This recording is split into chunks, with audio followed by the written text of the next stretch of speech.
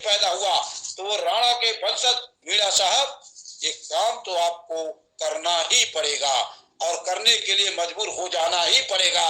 और घास की रोटियां तो खाने की आज के डेट में जरूरत नहीं है, और ये गर्दन भी कटवाने की जरूरत नहीं है, तलवार भी चलाने की जरूरत नहीं है। मतदान की तलवार से और अपने इस मिशन को आगे बढ़ा करके सबको एकदम साफ कर देना है।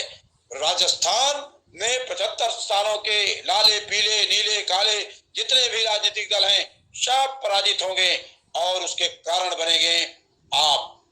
मीणा साहब, आप बनेंगे आप, और इतिहास रचना है आपको।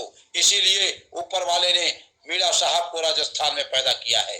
आज के दिन के लिए ही आपको ऊपर वाले ने इतना मेहनत कराया, संघर्ष कराया, और संघर्ष करके आपने तमाम पार्टियों के तमाम संगठनों के क्रियाकलापों को देखा और समझा, और तब आज दिल का उद्गार निकला कि मुझे कोई आज मिला रे, मुझे कोई आज मिला रे। और जब इस तरह की बात आती है ना, तो नेताजी को पा करके वो देश के सारे जवान और सारे लोग धन्य हो जाते हैं और कहते हैं खून नहीं, मैं गर्दन देने के लिए तैयार हूं। लेकिन इस लोकतंत्र में न खून की जरूरत है न गर्दन देने की जरूरत है। इस लोकतंत्र में तो केवल मैत्री शरण जी कहते हैं अपराध मुक्त भारत से जोड़िए, जुड़िए और जोड़िए और भारत को महापरिवर्तित भारत बना दीजिए। ये छोटा सा काम अगर इसको हम लोग कर सकें तो क्यों नहीं हो सकता है, और होगा क्यों नहीं, हो तो रहा है, तभी तो मीणा साहब मिले हमको। जी हाँ, जब धोरा की धरती का सपूत आज ये संकल्प लेता है आपके समक्ष, हम ईंट से ईंट बजा देंगे, हम क्रांति ला देंगे, क्रांति का सूत्रपात पैदा कर दिया आपने, कर दिया हमारे दिलों के अंदर, रग रग के अंदर आपने ऊर्जा भर दी, आपने व्यक्तित्व में, आपने विराट, आपने व्यक्तित्व के अंदर आप में क्षमता है। वो क्षमता से जब हम आपके ये विचारों को हम नई पीढ़ी को देंगे, हम दूर दराज के लोगों तक पहुंचाएंगे, एक क्रांति का बिगुल बच जाएगा।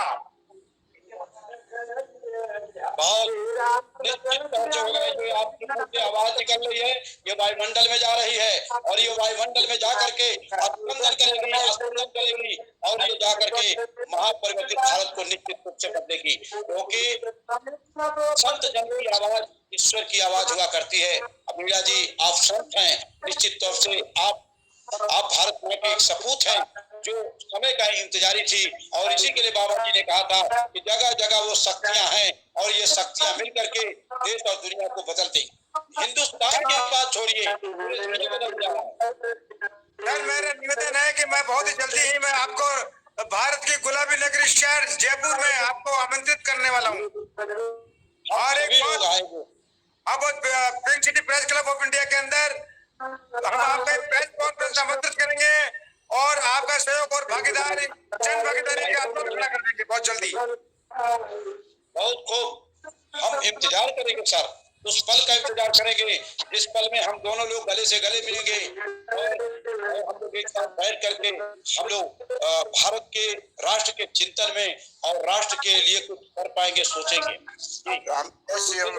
माइक्रोफोन ऑफ करें सर। ये हमारा अपना बिहार भूतपूर्व शिक्षक सैनिक संयोजक संरक्षक युवा शक्ति मोर्चा से प्रवक्ता के बारे में सुनना चाहेंगे। मैं उन्हें सुना नहीं, मैंने इनको स्वागत करता हूँ।